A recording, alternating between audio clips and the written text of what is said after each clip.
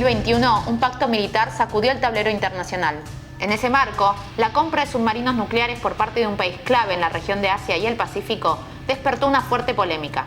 En 2023, las tensiones entre China, Estados Unidos y varias de las principales potencias del mundo prometen escalar a niveles nunca antes vistos. ¿Por qué el desarrollo y la compra de este tipo de embarcaciones subacuáticas es un asunto tan polémico? ¿Cuál es el conflicto global que podría desatarse? En este informe avanzamos sobre el universo de un tratado que podría alterar las aguas del Pacífico y del mundo.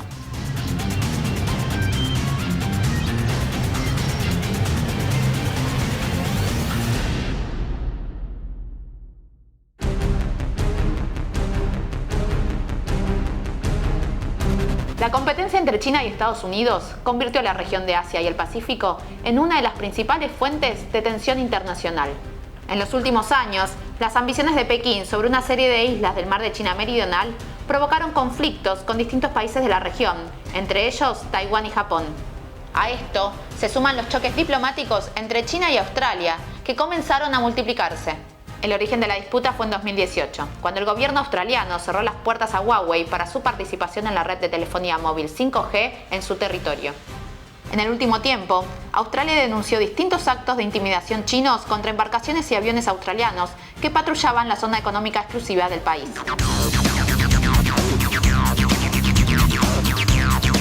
En ese contexto de inestabilidad, en septiembre de 2021, una alianza militar conformada por Estados Unidos, el Reino Unido y Australia sacudió el tablero político internacional.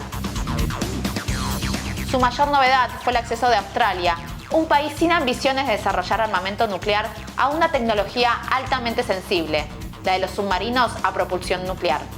Si bien no sorprendió a la comunidad internacional, el anuncio del AUKUS, un acrónimo en inglés con los nombres de Australia, Reino Unido y Estados Unidos, dejó muy claro el objetivo de su creación. La contención de China y la seguridad de un aliado clave en la región fueron las principales consideraciones de Washington a la hora de establecer este acuerdo.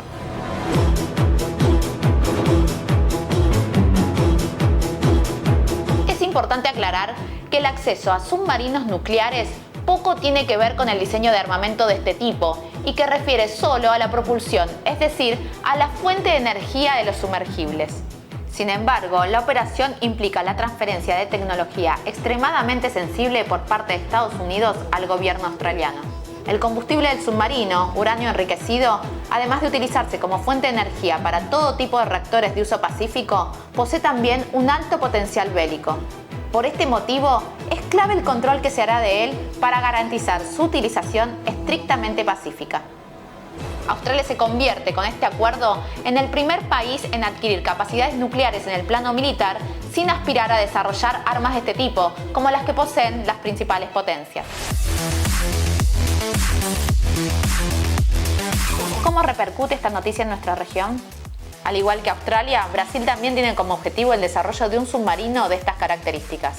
Dentro del marco del programa ProSub, la Armada brasileña avanza en la construcción del SN-10, el cual pretende estar activo hacia el año 2040.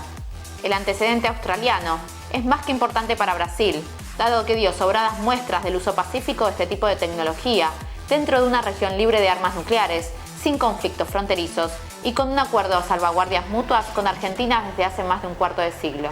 De todas formas, tanto Australia como Brasil deberán informar su proceder a la Organización Internacional de Energía Atómica para mantener el pacto nuclear garantizado.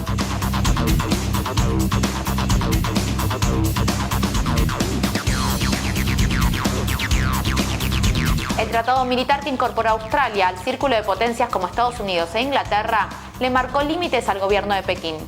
Sin embargo, los conflictos, lejos de desaparecer, se continúan profundizando y prometen entregar varios capítulos más. Bueno, amigos de YouTube, hasta acá llegamos hoy. Si les gustó el material, denos un me gusta, compártanlo y suscríbanse al canal. Soy Patti Fernández. Hasta la próxima.